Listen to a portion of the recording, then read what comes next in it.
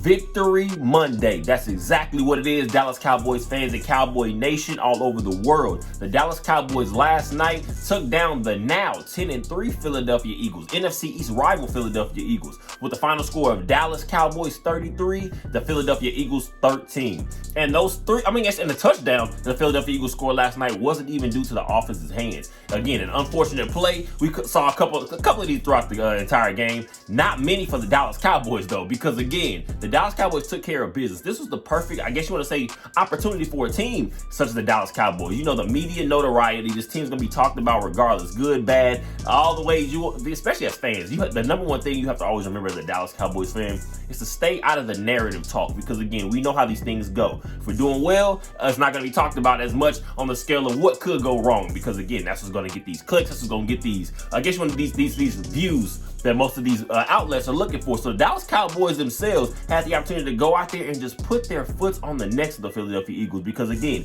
all eyes will be on this team going forward, not even just this game last night, but going forward. The Dallas Cowboys, so again, I want to say from the number one standpoint, I'll say for this team, what was shown last night was that when we get people down, we do now have that killer instinct, it seems. Again, we're talking about just right now through the weeks that we've played, the Dallas Cowboys are learning that killer instinct, and I can go back to just being a fan for years, so many years.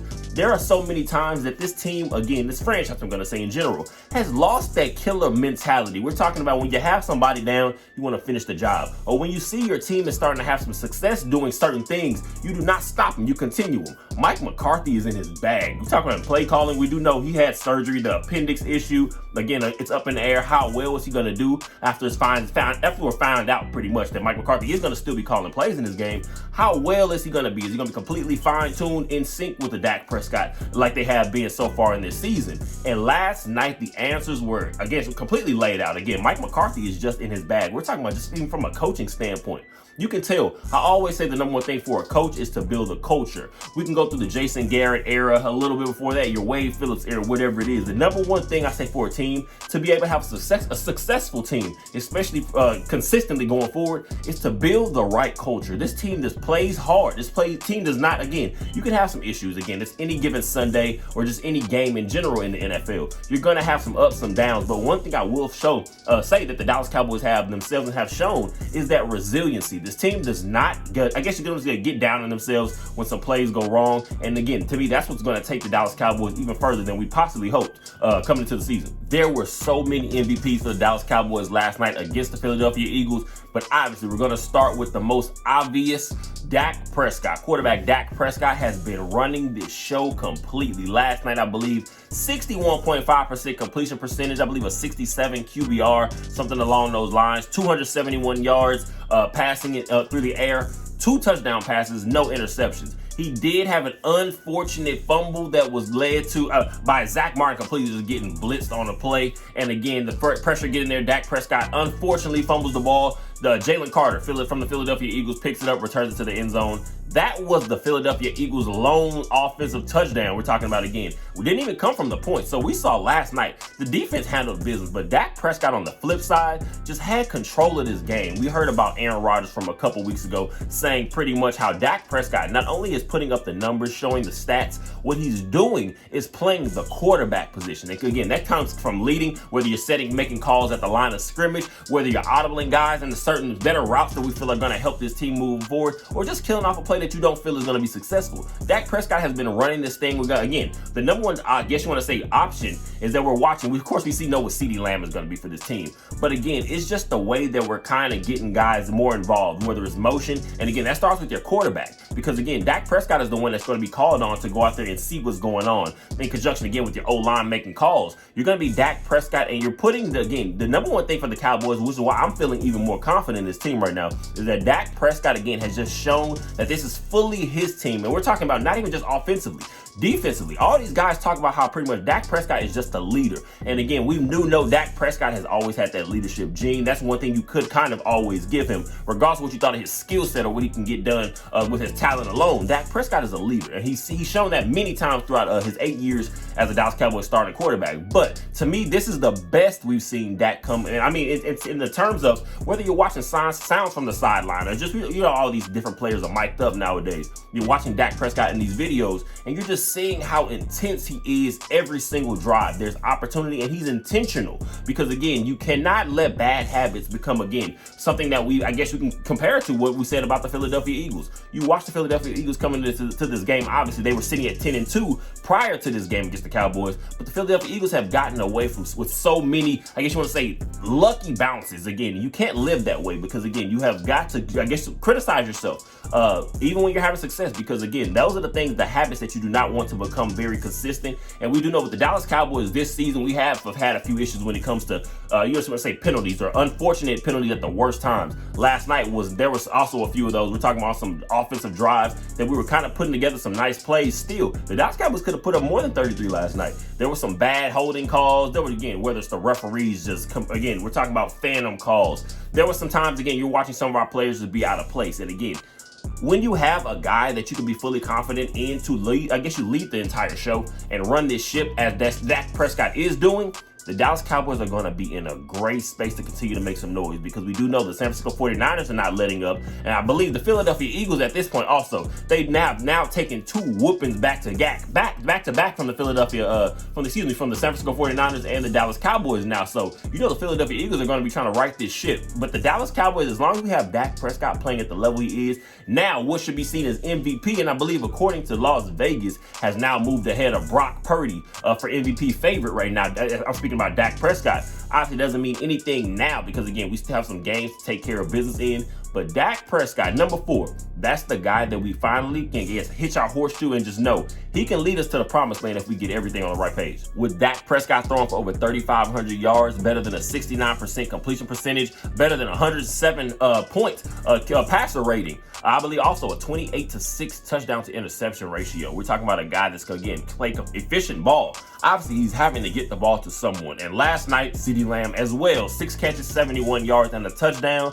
Now bringing his season total to 96 catches. I believe 1,253 yards and 10 total touchdowns. CeeDee Lamb, again, is just continuing to do exactly what we become accustomed to him doing, especially over this season and last season as, again, that number 1 guy. He's showing, again, this is where pretty much our offensive passing game starts and stops with, because one thing is for sure, even if CeeDee Lamb is not putting up the gaudy numbers, we're talking about obvious 10 catches, 110, 120 plus yards, a couple touchdowns. If you're not putting up those numbers, sometimes, again, you're talking about the casual fans, you're watching the game and you're kind of asking yourself, what impact is CeeDee Lamb having on the game? If you're watching the game, CeeDee Lamb is opening up things for so many other guys. Brandon Cooks has now emerged as a weapon, a real weapon. We're talking about downfield. Dak Prescott has a perfect ball to him, leading it to the end zone. I believe Brandon Cooks goes down at the 1-yard line.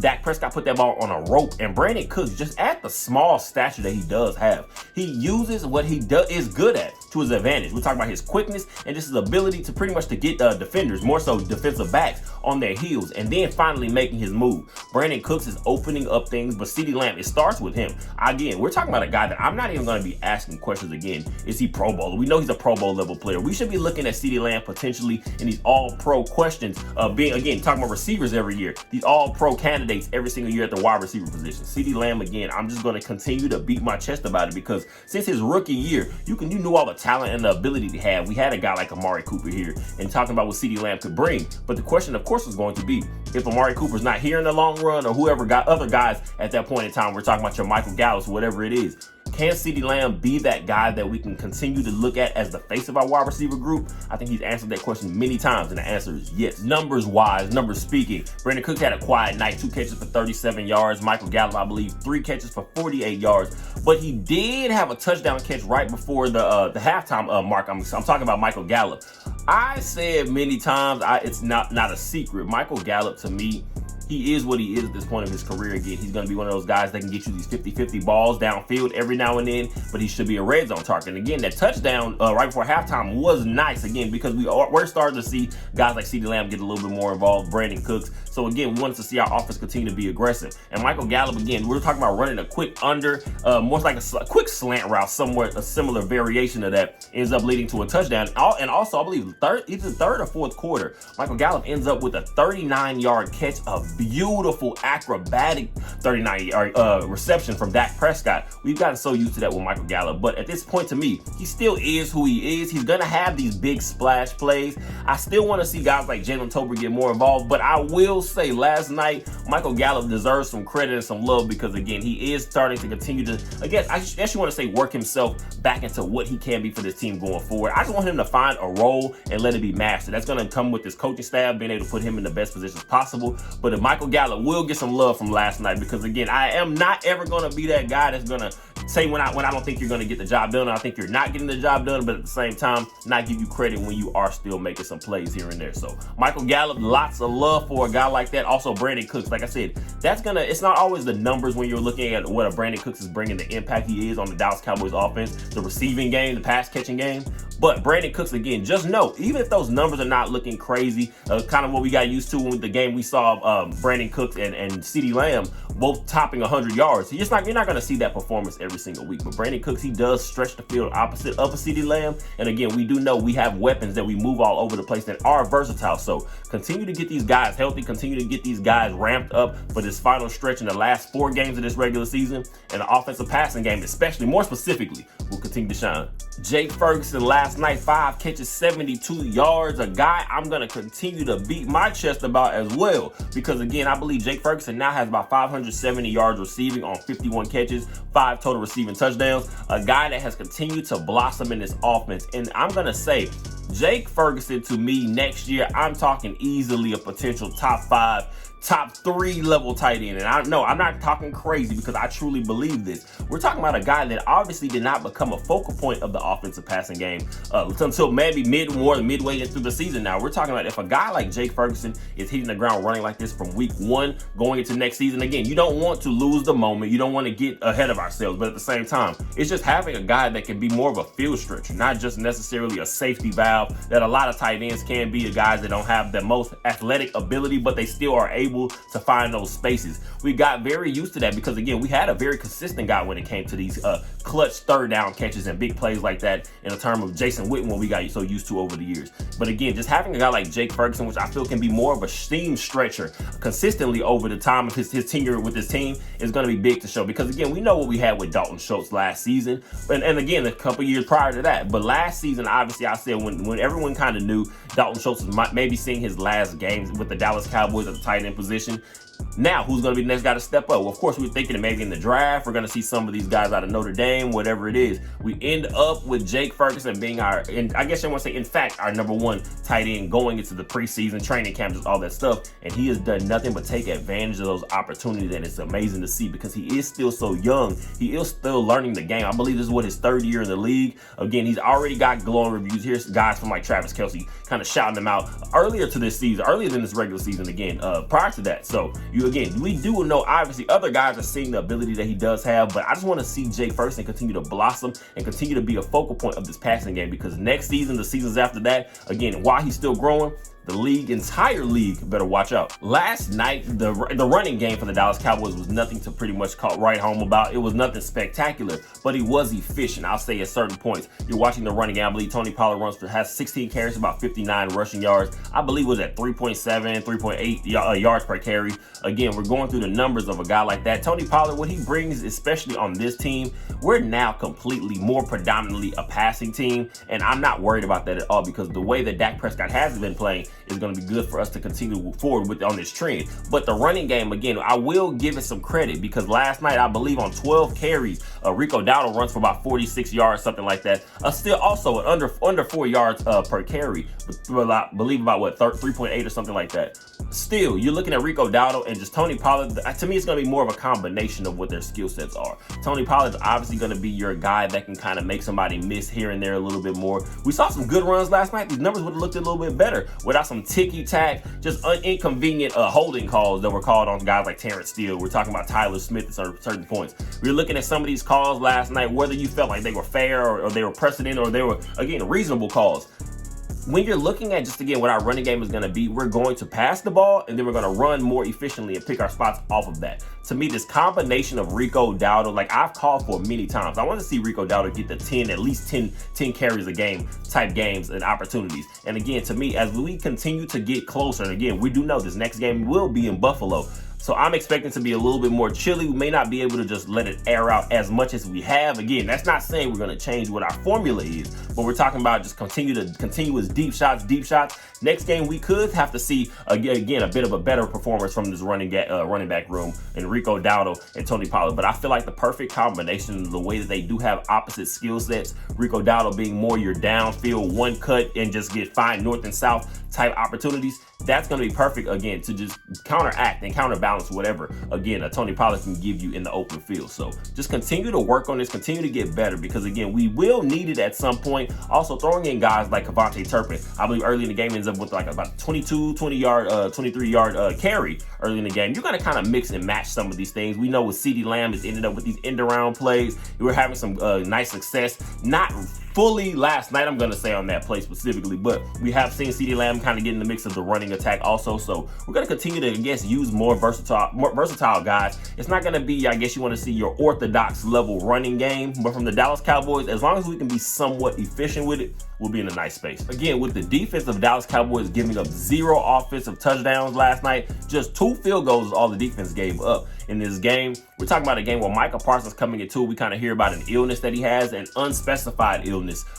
Believe nothing to be too crazy, but again, having to receive IVs and things like that. You saw Micah Parsons going through it on the sidelines. The camera's finding his face over and over throughout the entire game. You saw Micah Parsons battling through it and just being tough. We do know, again, you get the Lion moniker. That's for a reason. Micah Parsons will continue to be aggressive. He'll continue to be relentless. And again, last night ends up with a sack, I believe, bringing his season total to 12.5 sacks on the season. Again, a guy's not even feeling his best. You watch many times throughout the season what we've gotten also very used to, and it's not a good thing. The NFL, again, has got to get this officiating efficient. I'm going to say consistent also officiating under control, because we see many times, and not even just being a Cowboys fan or a homer, you're watching Micah Parsons be held constantly. He's complaining about it. He's coming to the refs to talk about it. It's not being fixed. It's not being changed. So the entire league has to go and look through this, because again, we know it's not just the Dallas Cowboys. You have many talented defensive players throughout the league, but you cannot continue to be inconsistent with your play calling, but picking and choosing when you're going to get these penalty calls, because again, you're going to look at the impact for the players, the fans, I'm going to say the people that are just kind of watching, box score watching and stat sheet watching. What Micah Parsons brings to this team is, I guess you cannot say, it can't be duplicated many places throughout the entire league. Micah Parsons is not even always about the sack. It's the pressure that he would just naturally force on many plays. Go look at his win rate on this NFL season. It's insane. And that, to me, what that does is open up things backside. We saw a couple times last night, DeMarcus Lawrence is able to get free just off the constant pressure that as a unit. But again, you know it starts with Micah Parsons, but as a unit was bringing. We're going to continue to have to get other guys involved, because Micah Parsons can't do it all. But to me, like I always say, it's not even about the stats. You can't always watch the stats. Last night, the Cowboys were getting after Jalen Hurts. And kind of what you heard about Nick Bosa speaking about prior to that, over the last few days, I believe he said he felt the 49ers have kind of shown the Dallas Cowboys a blueprint and shown the rest of the league. And hopefully the Cowboys were watching, is what Nick Bosa said. Last night, again, when you're playing a guy like Jalen Hurts, you want to keep him in the pocket as much as you can. So that means pretty much containing. And again, if you're going to rush it, we're talking about lots of stunts. We know Dan Quinn loves to employ these stunts, getting guys out of loops, trying to confuse the offensive line. And again, your quarterback's eyes as much as you can. But when you're watching plays and guys just going head up and straight up, and you're watching sometimes, again, the Dallas Cowboys can find some problems when they start to get guys out of control. Again, somebody trying to make a play in a hole in a gap that they probably shouldn't have. Sometimes you can get your entire unit off balance. And again, we've seen sometimes that's when teams will catch us, I guess, off guard in the running game. But last night, the Dallas Cowboys on the outside and the edges continue to just build this wall, try to keep Jalen Hurts in the pocket as much as you can, and not let him go through his progressions as much. Because sometimes when you're watching Jalen Hurts, if you're playing against him, he wants to get to that first read as quick as he can. If you take that away, now you can be relentless. And to me, it was just an entire group, I guess you want to say a group effort on the defensive side of the ball. Dan Quinn put together a perfect system and a formula for last night against the Philadelphia Eagles and Jalen Hurts, and it worked out tremendously. But again, Micah Micah Parsons, you're going to have to continue to just give this guy as much love as you can, because again, it's not always about the numbers. Watch the games. Micah Parsons is putting up some great, I guess you're going to have some great success, and it's opening up many things for the rest of the defense. And we're talking about, obviously, if you're going to continue to speak about the defense, Dan Quinn's defense last night, you're going to have to talk about the secondary and secondary-like type-like players that the Cowboys have employed. Obviously, we know Dan Quinn loves versatility, and we're talking about guys that can play the safety position to a more physical standpoint, and also can kind of be moved around and used as more of a hybrid linebacker in certain packages. Whether it's your Donovan Wilsons, your Jaron Curses, your guys now you're looking at a Marquise Bell just with that skill set, formerly a safety, being moved to linebacker out of necessity, that Leighton Vander Esch issue, injury issue, and also not having a guy like DeMarvion Overshown, who you hoped and expected to have going out, leading out of training camp and going into preseason, a guy you felt was going to be a major contributor to this defense. The versatility of this team, you're going to look at most weeks, whether it's a good thing or not a good thing, you're going to say a secondary, a lot of times, if you're looking at, are some of our tackle leaders. And to me, you can look at it in a negative light and say we're getting the offenses, are getting to the second level quicker. But if you're watching the way Dan Quinn uses so many of just these safety, these corners at certain different standpoints of the game, you're going to see that these guys are just great tacklers. Deron Bland, to me, is an amazing tackler, and that doesn't get talked about enough. We obviously have seen what he can do in the talking about in the interception department, with 8 interceptions leading the NFL. I'm talking about Deron Bland, also the NFL record 5 interception returns for touchdowns. I believe he predominantly guarded a little bit of a, you had kind of a mix, but he did have a lot of coverage against Devontae Smith last night. Stephon Gilmore, I believe, with 9 tackles last night. Again, a guy we kind of saw turn back the time, I guess you want to say turn back the hands of time a little bit. Obviously, he comes out after the game and then he speaks about A.J. Brown pretty much calling him old early on in the game, and they kind of lit a little bit of a fire under a guy like Stephon Gilmore. And we saw him come out there. He was playing physical. We're talking about whether it's covering and guarding a guy like A.J. Brown down the field, just on some of these quicker hitters. Just great tackling. I believe it's a 4th and 9 play, for a 4th and 6 play, I believe, later on in the game. And you're watching a guy like Stephon Gilmore just do what needs to be done. I believe Devontae Smith makes the catch, and Stephon Gilmore is right there to finish up the play, just make the solid veteran-like tackle. And again, that helped plateau the Cowboys and get us, springboard us right to this victory. The Cowboys are going to have to continue to play with this fire and this intensity, because again, you are going to continue to have to kind of mix and match and find out, because you do know teams are going to continue to still keep some pressure on some of these guys. I'm not expecting, again, we're talking about the Buffalo Bills. We'll see what the weather looks like in the next game, but we'll see exactly if some guys are still going to start to take some more shots at a guy like Deron Bland. Again, see if they can have maybe a little bit more magic, repetitive magic from the Seattle Seahawks were able to find a couple Thursdays ago, last Thursday. 2 Thursdays ago, excuse me. So we'll see if teams are going to be able to continue to try to test some of our better weapons on that defensive side of the ball in the secondary. But again, if we can play like the way that we did last night, again, lots of guys contributing, the Dallas Cowboys are still in a great space. And I'm going to say right now, Dan Quinn, again, this is a guy that the Cowboys need to try to hang on to for as long as possible. We do know, again, he's always in the talks for these head coaching jobs throughout the entire league. But to me, if the Dallas Cowboys want to continue to be consistent and continue to remain, just have that I don't say that violent nature, but just that aggressive nature on the defensive side of the ball, you're going to want to hang on to a guy like Dan Quinn. And the man, the myth, the legend, I'm calling him right now, Brandon Money Aubrey is what I'm calling him now, because again, he's shown that he is that guy. I believe going 4-4 on field goals last night. A 60-yarder from Brandon Aubrey right down the middle. Could have been good from 65 plus. Then a 59-yarder once again right down the middle. Again, that was going to be much longer if given the opportunity. And I believe sprinkling a couple 40-yarders also in the mix. So Brandon Aubrey now has just shown, this is my MVP. And I'm calling it that jokingly just because Brandon Aubrey, sometimes when you're watching these games, one thing we've had an issue with sometimes, and I believe over this stretch of games, obviously, the red zone offense has gotten much better for the Dallas Cowboys. We're talking about, I believe, scoring 3 opportunities in the red zone last night, I think. But when you're talking about Brandon Aubrey, just a consistent weapon that he has shown himself to be, a guy that sometimes these 3 points are adding up in inopportune times. Because one more thing, you're going to watch the game. Last night, there was a certain stretch after the Philadelphia Eagles are able to score that defensive touchdown. You're watching the game and you're looking up and saying, this game is not over yet. The Philadelphia Eagles with a stop could somehow find themselves back in the mix. But what happened? We forget sometimes we got ourselves to a little hot start offensively, and then it will kind of tail off at the end of the drive. But Brandon Aubrey coming in there and knocking down a 60-yarder, then a 59-yarder, it kept the Eagles at bay and kind of just gave them that extra punch to the chest. It was kind of like, okay, this is not going to be our night. The Cowboys are just looking much better tonight. And again, Brandon Aubrey is going to be one of those guys that you will need in the playoffs. You will need in these late game situations, and or sometimes again, just keeping the offense afloat if we're not able to punch the ball into the end zone.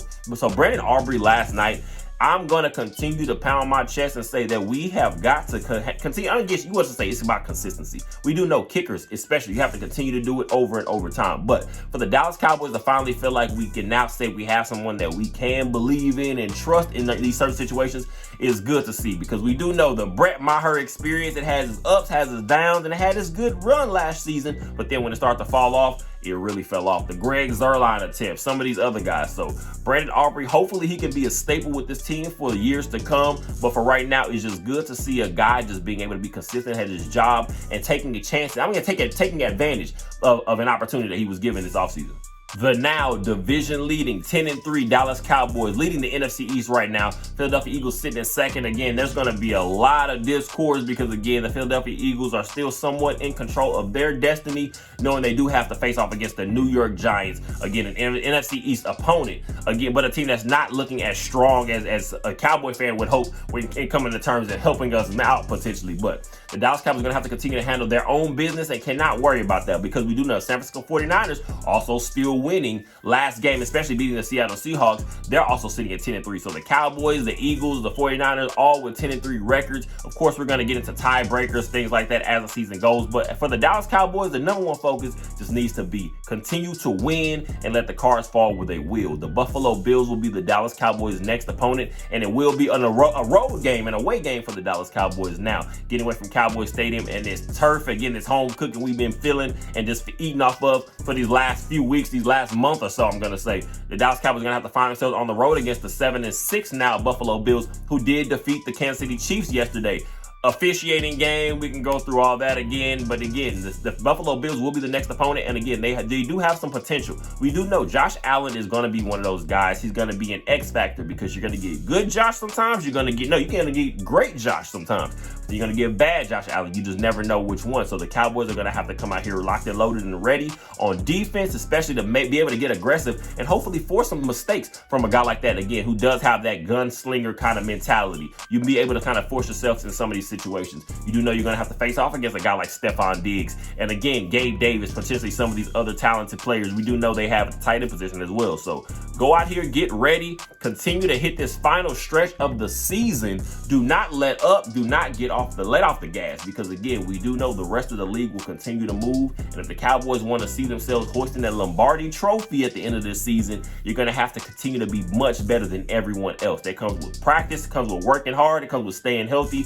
It's all those good things right above. So as always, I appreciate you guys for all the support. Go ahead and like, comment, subscribe, and share. Give me your comments and your opinions on this team. I'm going to do a much better job at getting back and interacting with you guys. I try to stay busy and keep this thing rolling, this content rolling. But again, you guys are the main staples of this channel, and I want that to continue to grow and continue to be the simple case. I appreciate you guys again, as always. And once again, go Cowboys.